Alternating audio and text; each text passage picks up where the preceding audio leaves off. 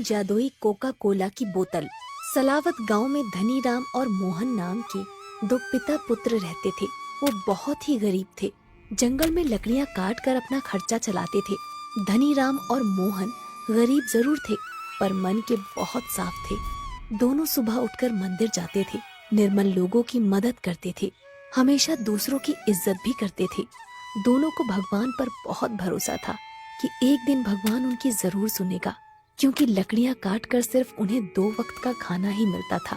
उनकी नियमित दिनचर्या यही थी, रोज सुबह उठना, लकड़ी काटने जाना, उन्हें शाम को बाजार में बेचना और उसी से उनका घर चलता था।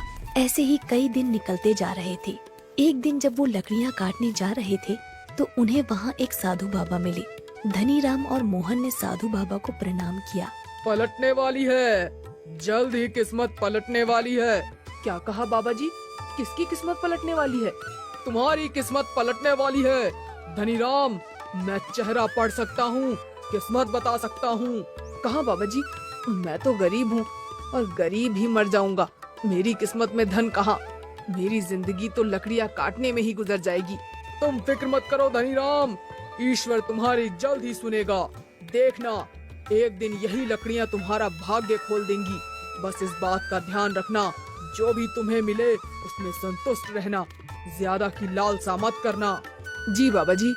धनी राम और मोहन बाबा जी के सामने हाथ जोड़कर आगे निकल जाते हैं। तभी एक दिन मोहन जंगल में लकड़ियां काट रहा था और लकड़ियां काटते वक्त उसे 3 कोका कोला की बोतल मिली। उसने तुरंत धनी राम से कहा, पिताजी, पिताजी देखिए मुझे क्या मिला। धनी राम उन बोतलों को देखता है और कहता है, अरे ये तो 3 कोका कोला की बोतलें हैं। आओ पिताजी जरा आराम करें और इन कोका कोला की बोतलों से अपनी प्यास बुझाते हैं। पर जैसे ही मोहन पहली कोका कोला की बोतल खोलता है तो एक बोतल से बहुत सारी कोका कोला की बोतलें निकलना शुरू हो जाती हैं और वो ये देखकर घबरा जाता है और वो झट से ढक्कन को बंद कर देता है। फिर वो दूसरी कोका कोला की बोतल का ढक्कन खोलता है और उसमें से चिप्स के पैकेट और नमकीन निकलना शुरू हो जाते हैं। वो इसको भी तुरंत बंद कर देता है। इसके बाद वो तीसरी कोका कोला की बोतल खोलता है और तीसरी कोका कोला की बोतल में हैरान करने वाली बात ये थी कि इसमें सोने के सिक्के निकल रहे थे और वो इस बोतल को भी तुरंत बंद कर देता है। इसके बाद उन तीनों बोतलों से एक जादुई शक्ति निकलती है और एक परी के रूप में प्रकट होती है। वो धनी राम से कहती है, देखो धनी राम और मोहन, भगवान ने तुम पर दया खाकर ये जादुई बोतल तुम्हें दी है। आशा करती हूँ तुम इनका सदुपयोग करोगे। अगर इनका दुरुपयोग हुआ तो इनका जादू खत्म हो जाएगा। इतना कहकर वो परी वहाँ से गायब हो जाती है। धनी राम के मन में एक विचार आता है कि क्यों न इन तीनों बोतलों की बदौलत वो खुद की एक दुकान खोल ले, ताकि उसको और उसके बेटे को लकड़ियाँ काट कर गुजारा न करना पड़े। वो भगवान को शुक्रिया कहता है और रातों रात बहुत सारी कोका कोला की बोतलें और बहुत सारे चिप्स के पैकेट बना लेता है। उसकी रातों रात दुकान देखकर गांव वाले आश्चर्य में पड़ जाते हैं कि धनी राम एक दिन में इतना धनी कैसे हो गया। कल तक जो धनी राम लकड़ियाँ बेचकर गुजारा कर रहा था, वो रातों रात इतना अमीर कैसे हो गया। सब लोग जानना चाहते थे कि धनी राम के हाथों ऐसा क्या जादू लग गया है। आसपास के गांव में उसके नाम की चर्चा होने लगी। उसकी दुकान भी अब अच्छी खासी चलने लगी थी। धनी राम सिर्फ दिन में एक बार बोतलों को खोलता, फिर जितनी भी कोका कोला की बोतलें और चिप्स निकालता वो उन्हें दुकान पर बेचता और सोने के सिक्कों को एक अलमारी में रखता। पर उसका बेटा मोहन चाहता था, जब हमारे पास जादू की बोतलें हैं तो क्यों ना हम जल्दी ही अमीर बन जाएं। हमने अपनी आधी जिंदगी लकड़ियाँ काटी है, तो क्या अभी आधी जिंदगी ये बोतलें बेचने में गुजार देंगे क्या? क्यों ना हम बहुत सारी कोका कोला की बोतल बनाएं और बहुत ज्यादा नमकीन बनाएं और ज्यादा से ज्यादा सोने के सिक्के बनाएं। ये बात उसने अपने पिता धनी राम से कही। पिताजी, क्यों ना हम उन बोतलों का सही उपयोग करें। बेटा मोहन, लालच करना बुरी बला है, इससे हमेशा दूर रहना चाहिए। जितना मिल रहा है उतना ही खूब है। आखिर हमारे पास पहले था ही क्या। इन जादुई बोतलों ने तो हमारी जिंदगी ही संवार दी है। भगवान का लाख लाख शुक्र है जो उसने हम पर ऐसी कृपा करी।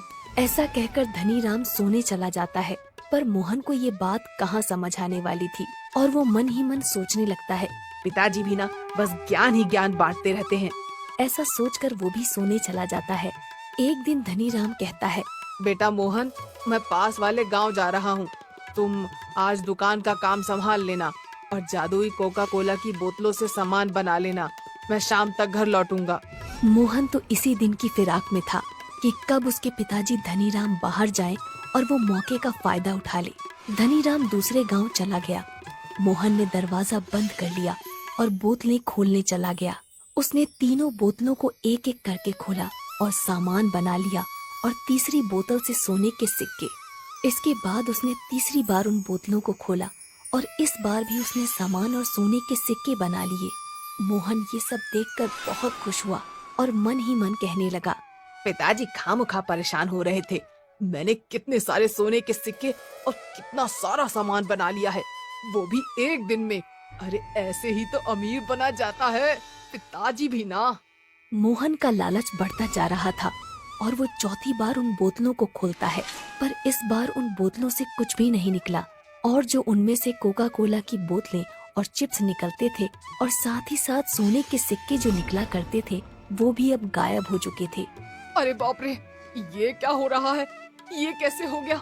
मेरा सारा सामान कहाँ चला गया? मेरे सोने के सिक्के वापस कहाँ चले गए? हे भगवान, ये क्या हो गया? अब हम क्या करेंगे?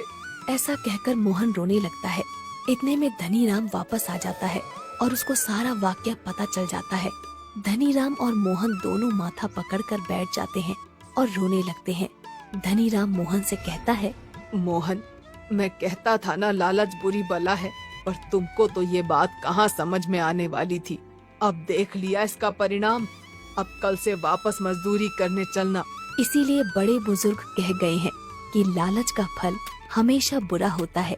दोनों वापस अगले दिन से लकड़ियां काटना शुरू कर देते हैं और इस तरह से लालच उन दोनों को जहां से उन्होंने शुरू किया था वहीं पर लाकर वापस खड़ा कर देता है। Subscribe to Uns Kahaniya Hindi for daily updates.